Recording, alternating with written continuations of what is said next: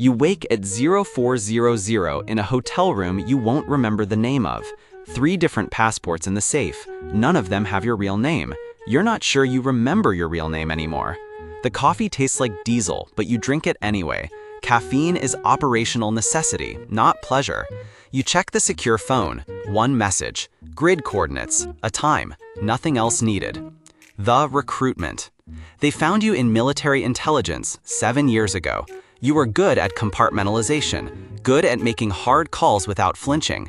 The psych eval said you had adaptive moral flexibility. That's what they look for. The offer came during a deployment you can't talk about. A man in khakis and a polo shirt, looking like every middle management contractor on base. He bought you terrible coffee and asked if you wanted to do work that actually mattered. No fanfare, no Mission Impossible bullshit. Just, do you want in or not? You said yes. You didn't know what you were saying yes to. The training. They broke you down in a facility that doesn't exist on any map.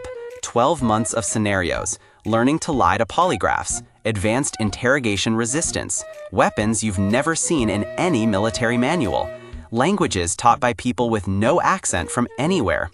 You learned to build cover identities that could survive a hostile intelligence service. You learned to kill efficiently in 14 different methods. You learned how to make a person disappear without a trace. Body, records, digital footprint, gone. They taught you that morality is context dependent, that sometimes saving 10,000 lives means ending 1, or 5, or 50. They never made it sound noble, they just made it sound true. The work.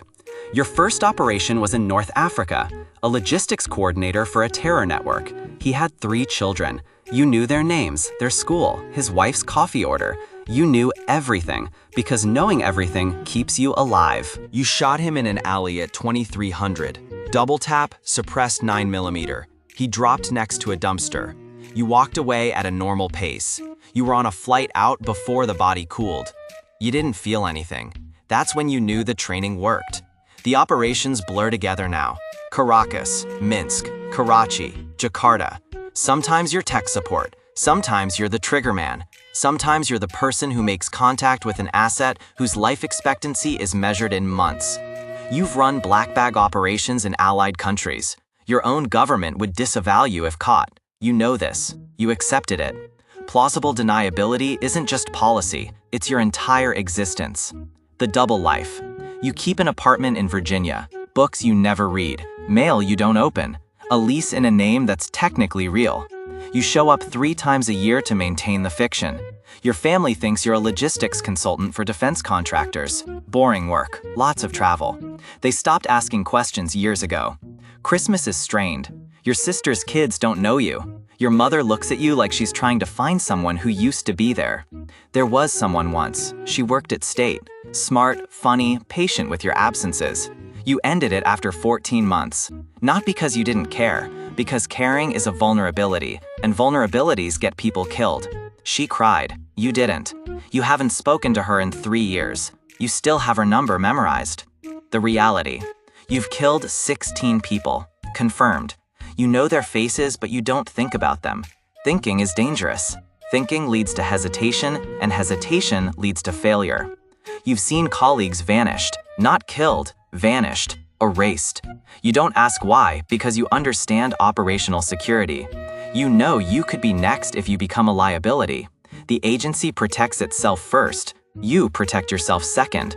Everyone else is tertiary. You've tortured exactly twice, both times under direct authorization. Enhanced interrogation, they call it. You call it what it is. It produced actionable intelligence once. The other time, the asset died of cardiac arrest. Report said natural causes. You moved to the next operation. The cost. You're 34 and you feel 60. The stress ages you in ways a civilian couldn't understand. You sleep 4 hours a night, max. The insomnia isn't trauma, it's hypervigilance that won't shut off. You drink, but never enough to compromise reaction time. You smoke, but only Turkish cigarettes, because the American ones remind you of home, and you can't afford nostalgia.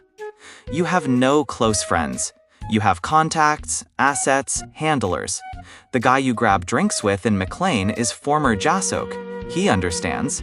You talk about nothing important. Sports, weather, you both know the real conversation is what you don't say. The question you don't ask. Is it worth it? You don't ask because asking means you're already compromised.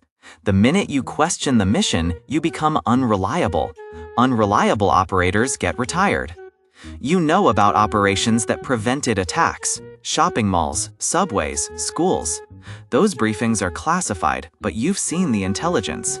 You've seen what didn't happen because of what you did. But you also know about operations that went sideways.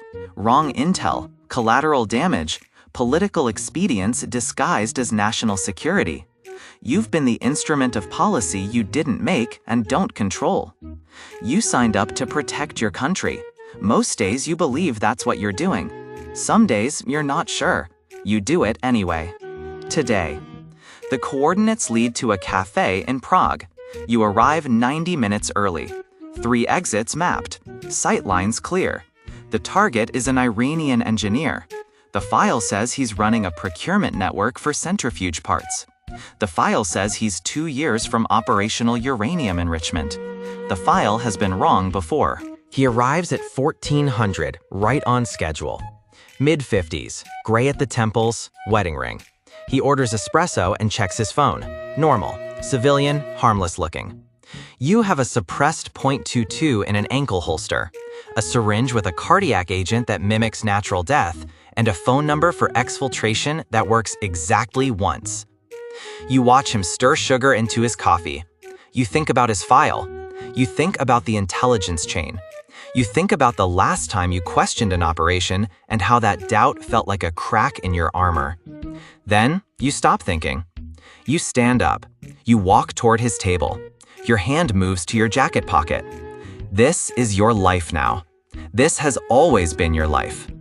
You do the work because someone has to. That's what you tell yourself. You're not sure you believe it anymore, but you do it anyway.